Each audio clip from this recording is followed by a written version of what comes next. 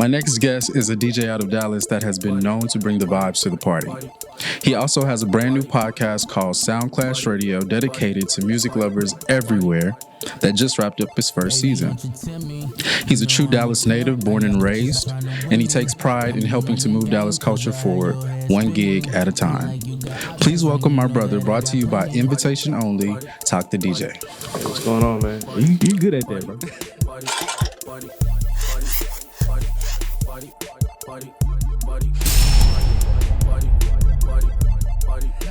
I got a little practice now.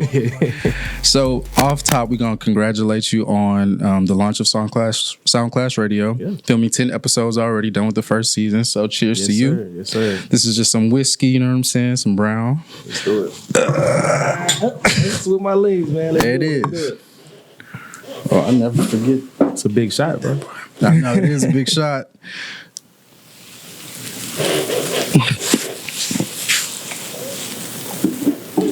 That's good. But like you said, it is 11 o'clock in the morning. Yeah, we just woke up. Yeah. But yeah, I had to congratulate you on that. I appreciate it, man. So tell me about the journey with Soundclash Radio. How has that been? Soundclash, man, it's I never wanted to like be podcasting and stuff like that. It kind of found me. So it was a while where I just kind of wasn't getting, I wasn't DJing for a little minute. You know, I had a baby and everything, became a dad, laying that foundation. I missed out on a lot of opportunities and everything. So once I did return to the DJing and everything like that, the space was populated. You know what I'm saying? You had niggas who never stopped going. You had new niggas who was DJing, and they was the spaces that I usually would spin at. They was like in those spaces already. So like, you know, shout out Saucy D, shout out Astronaut G. They kept going while I was like, you know, taking a break. So, you know, so I started Soundclash just as a way to just keep the pen sharp, keep the sword sharp, I should say, and put some content out. It started off as just DJ mixes every week, me doing mashups. I'm like, mashups are hot right now. And then Rex, shout out my boy Rex. He is a producer for different podcasts and stuff like that. He found it, believed in it, I guess, and everything. And we started doing Soundclash Radio live. So that's what's up. Took it from there. I mean, it's been a good journey, though. I'm loving it so far.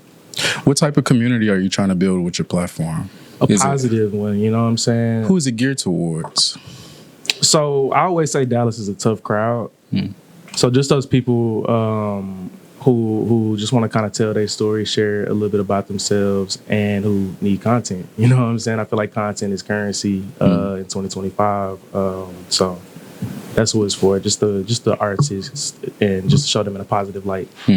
So what's your favorite episode so far of Soundclash Radio? Man, so you know we did season 1. We wrapped up season 1. So I'll say my favorite episode of season 1, because we already 7 episodes in on season 2. Yeah, we just name dropped them. Yeah, we ain't dropped yet. We're gonna start so y'all keep a few in the can before y'all. Yeah. But my favorite episode of season 1, I would have to say, the Astronaut G episode, the Dallas episode where we did the Williams Chicken ASMR. Yeah. Okay, I saw that. That was the most ASMR. Yeah, it was like Williams Chicken ASMR. Dallas Who thinks style. it is type of shit? You feel me? Yeah, Williams Chicken ASMR. We gonna eat, bro. Let's eat it in the mic and call it ASMR, and let's talk some shit. Yeah. So that was my favorite episode. The energy was there. Astronaut G, just a cool dude, man. Chill, down to earth, humble guy, and he brought the energy for sure. I don't know if you've seen that episode yet, but I seen some of it. I didn't see the whole thing. He delivered an amazing set at the end too, and it was just like, it was beautiful. We had the Jig Cam with Trey B and JP. I saw that. Yeah, the dudes that's always gonna dance, JP and you feel me? So we had energy there, and that's what made me like, okay, we doing this for real. You know what I'm saying? So I think that was my favorite episode, and the episode that made me like want to keep going. Yeah. I ain't gonna lie, I like the BMBG Tree episode. So yeah, actually, is BMBG Tree season 2? I thought that was y'all's last one. I mean, that was the last one I saw, but so we are on season, bro. We're on season 3, bro. We're on season 3. So BMBG was season 2. I think we popped season 2 off with Boy Black. Dang, how many? Yeah. How many have y'all done so we far? We got some. I think we got like about 18. About 18. In a span of what? When did you start? Almost a year, bro. We almost a year old. That's good. Almost a year old. So we do it every week. I think we get up to like 8 episodes and then take like a break for like 6 weeks or so. Are these guests from like your DJ community? Like from, I think I saw you post about a vinyl club. Are you still into that? Yeah, so these the homies. So CD Club actually, Kilo Posh, shout out to Kilo Posh. So she's also a community creator. That's what I kind of call the people who come and build their own scene. And she created CD Club. So a lot of creatives, DJs and stuff like that meet up and we talk about music. It's not a party. We just kind of chill and talk about music, vibe out. And so me being there gave me, the opportunity to connect and network with a lot of people. For sure. And a lot of them are on the show now. So. And it makes sense. You got to use your network. So that's a key tip for content creators out there. Use your people around you. Use your community, yeah, especially the ones who are willing, So I'm sure you know what's going on between Kendrick and Drake. Everybody knows. Yeah, bro. It's like they put it in your face. Bro. So, jeez, man, we can't get a break. So the general consensus is that Kendrick mopped Drake. Facts. Okay. So do you think Drake is overall just cooked, or do you think that recent release from him and Party Next Door redeemed him at all? I don't think he's cooked, but I don't think that release redeemed him. I think Kendrick showed us what real music can be like. You know what I mean? That he can just do this. Like he can wake up and he can make any type of song. You know what I'm saying? He can make a commercial. He can make a conscience. Right. You know what I'm saying? And so that kind of exposed Drake in a bit. And not even just like with all the stuff that he said about Drake, but when Drake is making these albums, now to me, you look back and it's like, damn, these hoes kind of feel like microwave after Kendrick is giving us Thanksgiving meals. You feel me? Like, so like some people would say that Kendrick is like a diss track artist. He only come out when it's time to like diss somebody and blow up on the spot. You'll go viral or something like that. But do you feel like he actually has a catalog that can compete with big catalogs? Me personally, yes. I'm a fan of both. Yeah. I've been a fan of both since like 2012 or whatever. Well, Drake before that, but Kendrick since Good Kid, Mad City. And anybody who says that he can't make like a work of art without dissing somebody is crazy. Because go listen to Untitled Remastered, go listen to Good Kid, Mad City. Yeah, these are conceptual. Like this man puts so much thought into anything he does, like performances, songs, even just wearing his clothes. You feel me? And I feel like Drake is capable of doing that. Yeah, he just lost touch. And so I think this is Kendrick's way of saying, this is an art form. Like, let's treat it like this. You know what I'm saying? You ain't been treating it like this, and that's why I'm mad at you. All the other bullshit aside, I think the root of it all was like, this nigga is playing with us, bro. He playing in our face with this bullshit ass music. You know what I'm saying? That was where my disconnect came from when Kendrick started talking about how he was buying all the hip hop artifacts and stuff like that, and then kind of rubbing it in the faces of the people who actually used to own that stuff, like Pharrell and like stuff like that. Yeah. I was like, you know what? I never really kind of paid attention to it, but if that's what's going on, I can see why a lot of these niggas are coming from Drake.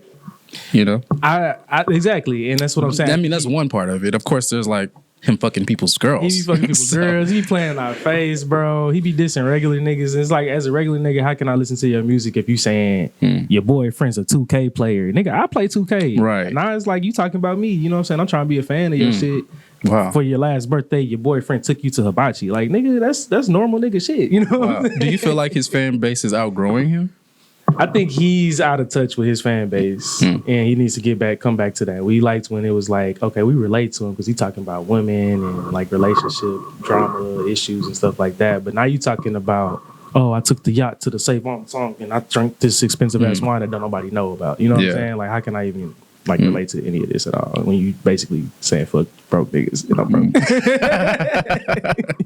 You know what I'm saying? That makes sense. Yeah, that makes a lot of sense. So for me, it's like, I think he's capable of still putting out that quality. Nothing Was the Same. I think Drake is capable of making those albums still, but I think his mindset is just out of touch with what the fans want. Yeah, I will say I was very disappointed in Drake, but I will say, what you rate the album? With the album, I didn't like the first half. I was like, he's whining too much. It sounds like, I don't like that sound from Drake where he's like, I just went to the store and I saw like Drake. Nobody wants to hear that. But when he started actually like turning up a little bit, Yeah. and also some sounds were so different this time around. Like it was a song I think Nokia.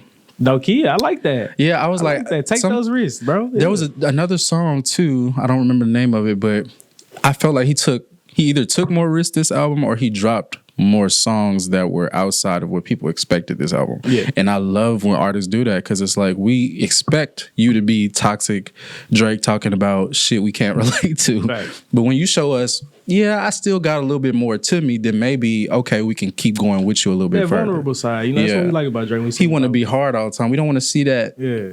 All the time. Because for one, we don't believe it. Yeah, we don't believe you, Drake. I'm sorry, Drake. You, bro. Like, okay, cool. I mean, maybe in a fight, I feel like maybe Drake might be able to handle himself. But he can handle himself. But don't be talking about, all of my shorties BDs. They know not to try. Like, bro, come on. You know. Yeah, come on. You don't come from that. So, and well, I'm gonna leave Kendrick and Drake alone because Drake is obviously going through it. Yeah, I mean, like I said, bro, I don't think anyone could kill Drake. You know what I'm saying? Even with the pedophile raps and stuff like that. I think Drake can come back from that. He just needs to lock in and tap into what we, as the real fans, want to hear. You know what I'm saying? Yeah. I think he likes to play numbers games. Mm-hmm. He's a quantitative person. Yeah. Where Kendrick is like a qualitative person, right? That's a good point. And so I think Drake tapped back into that, like the pre-2016 Drake. Yeah. So which I like for all the dogs, actually. I mean, it was a concept Me album. too. I actually really liked it. That was a concept album all the way through. You know what I'm saying? Sorry. No, you can. And I don't know. I think he needs to just get back to that.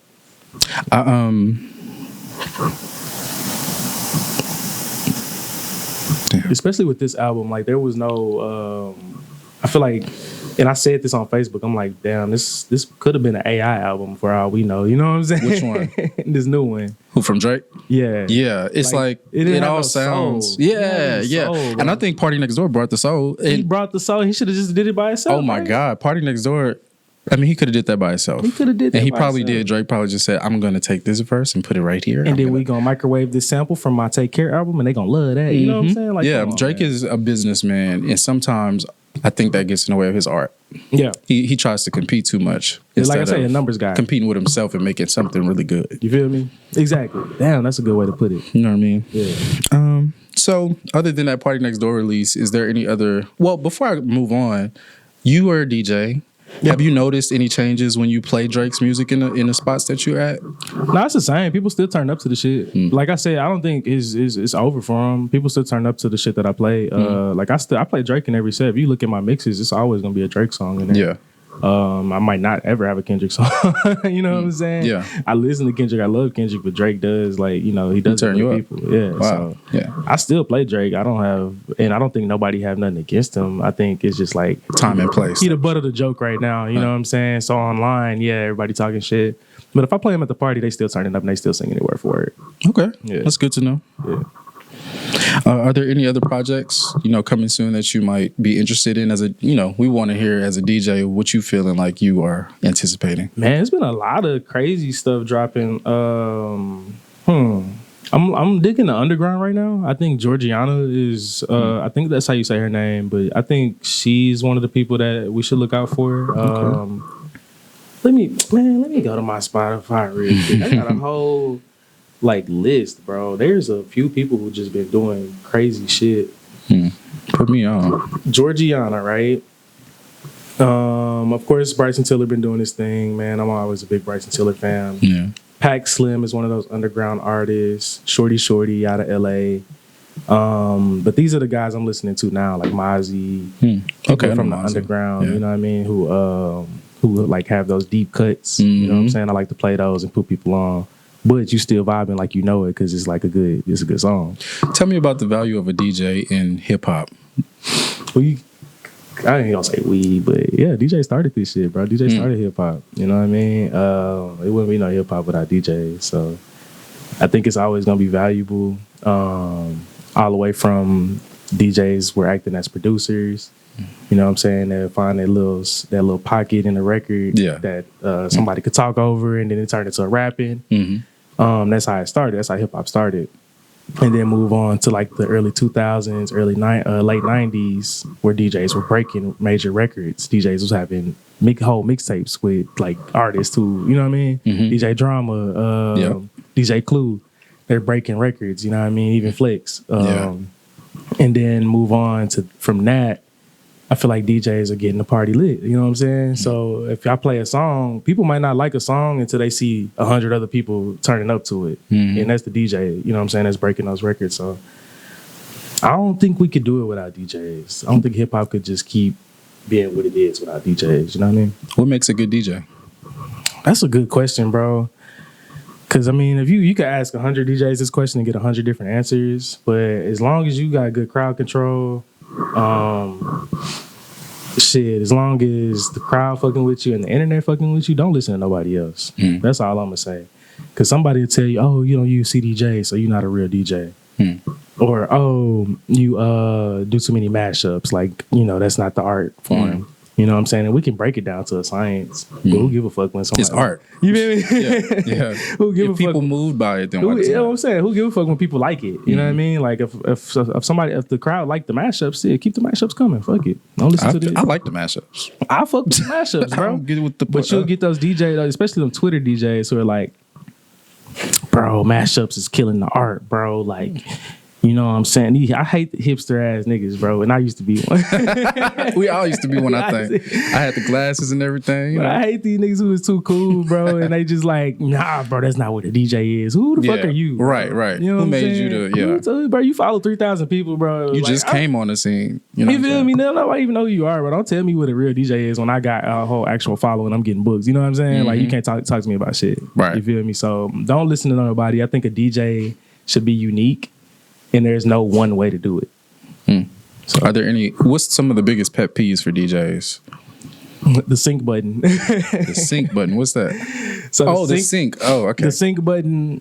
Everybody hate the sync button, bro. If you a DJ that use the sync button, I don't, like I said, I don't be caring, bro. But DJs hate that shit, bro. If they up there with you and they like, this nigga using the sync button. What does that mean? Kind of elaborate for people who don't DJ. It just like matches the tempo for you. You know what I'm saying? You press a button, it does it for you. And as a DJ, you're supposed to be able to do that shit yourself. They don't want you to use the easy. Like, I'm saying, that's why they want you to use CDJs, because they like, nah, bro, you gotta lock in and learn how to DJ for real. Which CDJs really like make you be a DJ for real. Like everything is manual. But nigga, if I got a $700 controller, right? Why wouldn't I not do use all that shit for me? That's like me having a camera with autofocus, and why would I keep? Then they like, nah, you supposed to focus that shit yourself. It's like the quality of the content is what we after, right? Exactly. That's what I'm saying. Like, I get what you're saying. Like, like you should know how to do that, but why? I don't think it should be like an issue of, you know, if I got something that does it for me myself anyways. Yeah, you pay for it. Yeah, I pay. You feel me? So yeah, I get that. Yeah, fuck these Twitter DJs. Which genre of music do you feel like gets you the best feedback in the club? I be in my pocket with R&B. Not gonna lie, I really be in my pocket when it comes to R&B and a lot of like African. I do a lot of African R&B mashups. So like I'm a piano with like R&B songs. I like those a lot. That's my pocket right there, though, for sure. Like the R&B and the classics. Yeah. So we're gonna kind of sidestep a little bit. Go ahead. You are connected to an artist named AWOL, right? Yeah. Well, I was connected. Me and him still cool as hell. You know what I'm saying? We hang out still. But we, as far as like management goes, you know, John, right? I think you met John. So John is like, shout out Good Game Talent. Yeah, John is like kind of transcended. He's in politics now. Okay. So I don't think I always kind of saw that though, looking at him as, I saw him a few times, but you can see he seems like a person who gets the job done. Yeah, for sure. Absolutely, bro. John, yeah, I'm scared of him, man. He really made a way, and I'm not gonna attribute all of AWOL's success to him, but John has that vision to where he gonna make you successful. You know what I'm saying? If you listen. Is there any part of AWOL's success you feel like could be attributed to you? Nah. No. Nah. AWOL kind of was already there, and I just kind of got brought on. So I managed his tour. And that's when I found out, and this is a full transparent moment, bro. I did terrible at tour managing, you know what I'm saying? It was it was new to you. It was new to me, and it was at a time in my life where I kind of was like, man, I need the money. So Yeah. you know, I did that, and I was going through a lot of shit, so I kind of almost treated the tour as a vacation. And the main thing I think with tour management is what I learned: spend as less money as you can. Let the art, like, you know, if the tour gets out of control, that's on you. You know what I'm saying? When it comes to budget. So the tour got out of control, and I think we ended up losing a bit of money on that tour. So that's when I was like, you know, let me refocus, which I'm in school right now, or I start my MBA program for music business. MBA? So, yeah. Go ahead, nigga. Yeah, I'm gonna start Excuse my my MBA language. program. That's hard. Yeah, so I just to learn a little bit more, and then I return to it with that knowledge of, you know, how to run management and come back business. stronger. Yeah, exactly. So, Yeah. but AWOL, that's my dog, man. I mean, he taught me a lot. It wasn't no, you know, ill will or nothing. He's just like, shit, it was my first tour too. You know what I'm saying? It was everybody kind of first time. Did you feel like a failure at all because you didn't get it done right how you were supposed to? I'm not gonna say I felt like a failure. I felt bad. You know what I'm saying? I'm like, damn, I should have took it a lot more serious. How did you deal with that to overcome it? Got into school, finishing up my public relations degree this semester, and then started my MBA. So just like wanting to gain more knowledge. You know what I'm saying? That's how I reacted to it. Yeah, like, all right, that's the only way. How can I get better? Yeah. You know what I'm saying? Like, I'm not gonna quit or give up, but let me chill out. Let me get better, and then I return when I actually have something to offer. Yes, because that was like, you know, me and John cool. Here, man, I'll let you, you know, manage this tour. Right. You my homeboy. Yeah, I didn't deserve it. There's always stories of that where the homeboy come do a job that he not quite ready for, but he gets ready for it through the process. You feel me? So yeah, that's me right now. So I'm not gonna say like, you know, I worked, you know what I'm saying? I worked hard on that tour and I put a lot of time and effort in. But, you know, I could have did better and I could have been locked in a little bit more. So okay. That's good that you have that awareness though. Yeah, for sure. And John's is such a cool dude. He's not gonna tell you like, bro, you did a fucking terrible job. You know what I'm saying? You're like, man, you did great. You know, just work on this and that. You know what I mean? And if you're like, damn, nigga, that's all I did. work on everything that you did. Yeah, just get better. You know, so he ain't gonna tell you did a terrible job. And AWOL just is like a real cool dude. So he's not gonna be like, yeah, bro, you're fired. You know what I'm saying? How did that connection even? Well, I kind of know a little bit about it, but talk about how the connection came about. Me and John? Or you and, I guess, that whole team. So good game. John met John. I was DJing before I was even a DJ for real. You know, I had just kind of learned how to DJ 2018. And shout out Flacco, man. But Flacco is known for getting fucked up. You know what I'm saying? Flacco get down, bro. He parties. You know what I'm saying? So Flacco invites us all to this party or whatever that he's DJing, and he's like, I remember I get there. He like, bro, you gotta try these new beers, bro. And he like 9% alcohol, bro. It's like my 7th one, bro. I was like, oh shit. And so I noticed, I remember the party got quiet. I'm like, bro, what the fuck going on? Flacco nowhere to be found. So I go up to the laptop, you know, I'm like, all right, let me just go ahead and get this shit back going. And John's like, hey, who are you? I'm like, look, me and Flacco cool, bro. I don't know where that nigga at, but I'm gonna step in and help him out. He like, all right, bro, do your thing, bro. You know what I'm saying? So I'm like, hell yeah, bro, like whatever. And so I ended up DJing and like did a good job, of course, you know what I mean? And John like, bro, we gotta lock in, bro. And so that's how that connection got made. Me and John actually had a podcast for like a few weeks with Toon. Shout out Toon. She was a part of that journey as well. And it kind of evolved into like a friendship and like a brotherhood, you know what I mean? So he just like, he really wanted me to win, bro. I don't think I was ready for what he was trying to give me, you know, because there was even talks about, you know, when he go move on to politics, like you gonna run a company, you know what I'm saying? But I'm like, bro, hold on.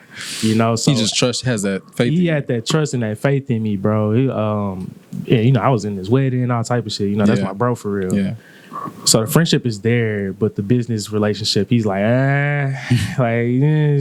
you know, send me your ideas and what you got first. Like, put it in you know, he like, it's like, strict over here now. You know what I'm saying? Yeah, like, yeah. He like, I fuck with you, bro. But when it comes to numbers and shit, I need it to be there. Like, you know what I'm saying? I need everything to be straight. Yeah. So through that, he started managing AWOL. TikTok started taking off, and AWOL ends up getting signed to Warner Music. And now everybody like, we need more help. You know what I'm saying? Wow. And he brought me on to that. And That's so awesome. I met AWOL, connected with him and a bunch of other people, artists and stuff like that. And we still got those relationships going strong to this day. So Awesome. yeah. Tour manager. Add that to the resume. Yeah, for sure. And it's on the resume. Yeah. Definitely. What are some of the best types of DJ gigs versus the worst types? It's crazy, bro, because I feel like I always say, Dallas is a tough crowd, bro. And hold on. First of all, the worst types of DJ gigs and I don't even accept these gigs no more. You can pay me unless you pay me like hella money. Actually, if you Right. can pay me, yeah, it's a price. Yeah, I can money, be bought. money changes things. Can be bought. But if you got like 7, 6, 7, 8 artists on a flyer, then you want me to DJ that whole shit, I'm not doing it. I'm sorry. Like, you gonna have to, I need some money for that one. Like, Yeah. just because Dallas artists are annoying sometimes, bro. Like, and I love y'all, man. Y'all my niggas, bro. But y'all niggas are annoying. Y'all niggas got egos. So when you dealing with 7 people who are like ego, you know what I'm saying? Who got the attitude of a superstar. Got the attitude, but the numbers yeah. of a local rapper. You feel me? Niggas is not here to see you. And so Hey, it is what it is. Be mad, but it's the you truth. feel me? Niggas is not here to see you, bro. And niggas have that. It just gets annoying to the point where it stresses me the fuck out. So I don't do the showcases and the little like talent shows no more just because of that reason. Like you probably used to, like when I started, you know, that helped me a lot. They helped me build my following and helped me like hone my skills. But it's a mental health thing, bro. I can't do it. It's a mental health thing. I can't do it no more, No bro. Dallas rapper, End sorry. up fighting one of these niggas, bro. Like, Yeah. Because these niggas are like, oh, I'm like, hey, you got your USB? Bro, you don't have my shit? Nigga, no, who the fuck are you? You know what I'm saying? So it's like shit like that. Do you feel like you need security sometimes? It was one show, bro, and that's the show that John got his ass knocked out. Oh, no. Not John. That's what I said. Like, I gotta knock out John, bro. John got his ass knocked out, jumped and shit. They done hit my boy upside the head with a bottle. I remember he had some bloody, yeah. So I'm that like, show what? was That don't wild. even make sense. Luckily, my nigga Von Trey, shout out Sosa, was there. So That's you know, a real soldier right there. Nah, I don't play with him. So they, his artists coming up with their USBs, like, I'm next. I'm just grabbing whoever's USB in my face. You know, I'm like, all right, bet, get on stage. And niggas like, bro, I was next, bro. Look at bro. I'm like, bro, I don't know what to tell you. So there's a couple niggas trying to like, you know, Press you. come up, trying to press a nigga while I'm doing my thing. So luckily my nigga Von Trey was there. So that's the only time I felt like, damn, I'm glad I had somebody with me, bro. Yeah. But other than that shit, I had that shit on me. You know what I'm saying? Man, I think I was in a few spots where you was DJing and that shit made me mad. I had to come on stage like, hey, go sit down, bro. Like, I'm standing right here. And if you got to talk to him, just talk over me. 'Cause nigga got a DJ. He got to pay attention to what's going. Like, y'all don't understand what a like, DJ. Yeah, doing yapping, you know? Can you talk about that? Like, how hard is it to DJ when somebody is like, bro, can you do niggas, this? Can you niggas play is this? yapping, niggas is pushing on you, pressing on you like you a fucking button, and it's just like you gotta have that level of composure, bro, because like you control. This is like Right. you control this shit. you always like, in control? I'm in control, so if I get into it, one of these niggas, all this shit is done, and then I'm not gonna get booked no more. You know what I'm saying? So it's a level of like sternness that I gotta have with niggas, to where you gotta carry yourself to like let niggas know before they even talk to you that you don't play. You know what I'm saying? So Facts. it's the way you gotta really carry yourself, and I think that's just in Anything. any situations. You know, don't let a nigga play with you. And Yeah. if you known for not being played with, niggas ain't gonna try you. So niggas don't really try me like that no more.